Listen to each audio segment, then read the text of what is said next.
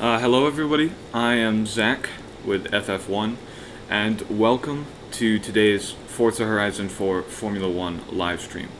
And today is the Canadian Grand Prix, which is, I believe, round 4 of Season 1 of my Forza Horizon 4 Formula 1 series. So this is going to be a pretty interesting race. I just wrapped up practice. I probably did about 10 practice laps. This is a longer track, so 10 practice laps takes probably like,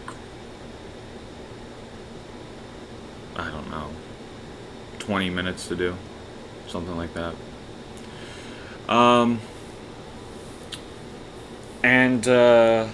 This is at my recreation of the Mont-Tremblant circuit in Canada, so it's not a recreation of, I forgot what the circuit's called that they race a modern-day Canadian Grand Prix on. But in the 60s, they raced here at Mont-Tremblant. And I had this track made for my old series, and I figured why not just use it for the modern Canadian Grand Prix, even though they don't race here anymore.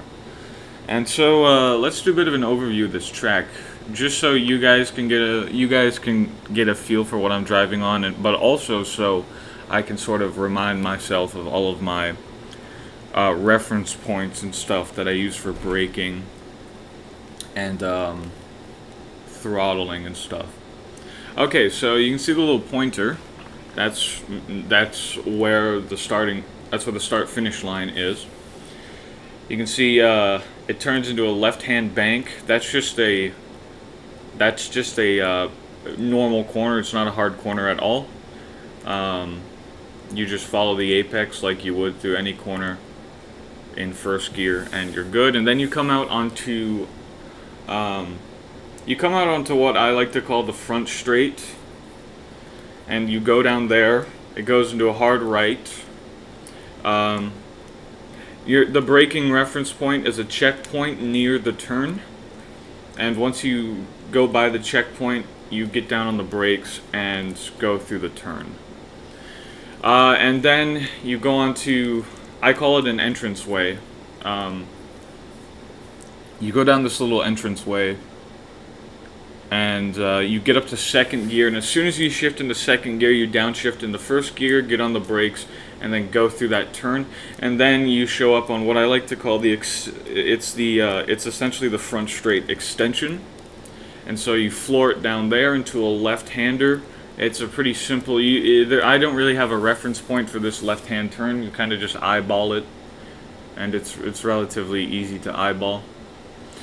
And then you fly down this downhill section, and then this comes the most technical part of the race. You're going really fast down this downhill section, or the downhill straight, I guess that's what I'll call it. And you go flying into this shallow corner, but it's so hard to actually take because you're carrying so much energy into it that it's really easy to fly off and just hit the wall.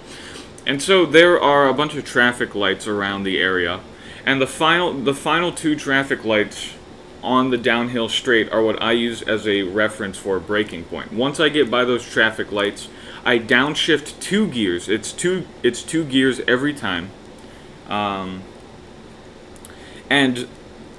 I will use that uses engine braking to decelerate the car into the corner. I glide it through the corner, and then once the track straightens out again, I can get back in on the throttle, and that's how you successfully make it through that corner. However, it keeps on banking right, and there's one point where it's a really tight right bank, so for that you downshift 1 and glide it through that right bank, and then you can get back on the throttle. And then there's a breakneck chicane that you come in at really high speeds on. And basically, to get through the chicane successfully, you just have to hug the outside line as much as possible, and then zoom it in over the apex and take the chicane really, really tightly. After that, you circle around a little, and then gain some speed again, and then you come in on another chicane. This chicane is pretty easy to overtake. It's not really much of a chicane. There's plenty of track to completely avoid the chicane altogether, but it still exists. So I normally will downshift, and that will provide enough natural deceleration to make it through that, and then to make it into the corner, the left-hander, after the chicane. Once you make that left-hand turn after the chicane, you enter the back straight. You floor it down there. My reference point for braking into this turn on the back straight is a weird looking chimney on one of the buildings to the right. It looks weird. And every time I see that chimney, when I see that chimney pass by in my peripheral vision, that's when I know to start braking.